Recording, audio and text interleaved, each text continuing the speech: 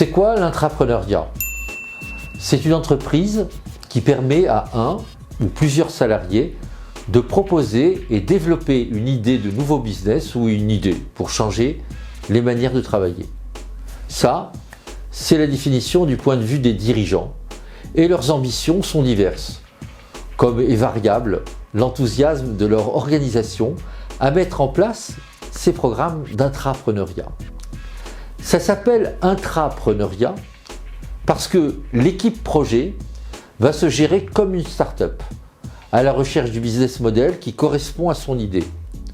Et peut-être que cette équipe, en avançant dans le projet, va se rendre compte que ça ne marche pas. Soit le marché n'existe pas, soit c'est trop tôt ou trop tard, soit il n'y a pas de soutien nécessaire. C'est la règle pour tous les projets d'intrapreneuriat et c'est ça qui fonctionne. Ce qui ne fonctionne pas, c'est l'atterrissage des projets qui marchent. Ce qui n'a pas été pensé, c'est comment faire en cas de succès. Le propre de l'intrapreneuriat, c'est d'être en décalage avec le reste de l'organisation.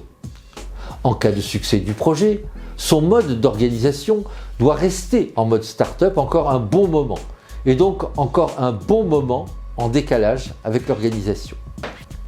Les projets intrapreneuriaux en développement ne peuvent pas rentrer dans les contraintes habituelles des grandes entreprises.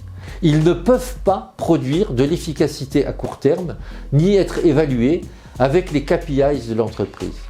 Le développement de ces projets nécessite aussi, pendant la phase d'accélération, d'avoir un espace de liberté suffisant pour continuer d'explorer son business model et de s'ajuster à son marché en devenir.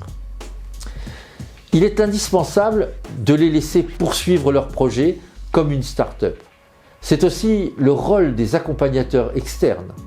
Accompagner cette dimension politique de la recherche d'un espace d'atterrissage qui laisse de la liberté pour poursuivre.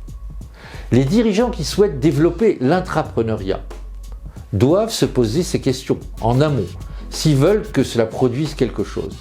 Et bien sûr, c'est associé à la question du statut des entrepreneurs qui réussissent. Comment on les rémunère? Comment on leur donne de la reconnaissance? Comment on les aide à passer la main si et quand ça sera nécessaire? Et comment on leur offre d'autres perspectives s'ils le souhaitent? Il y a là un champ de réflexion à développer et je serai ravi d'en parler avec ceux qui sont concernés.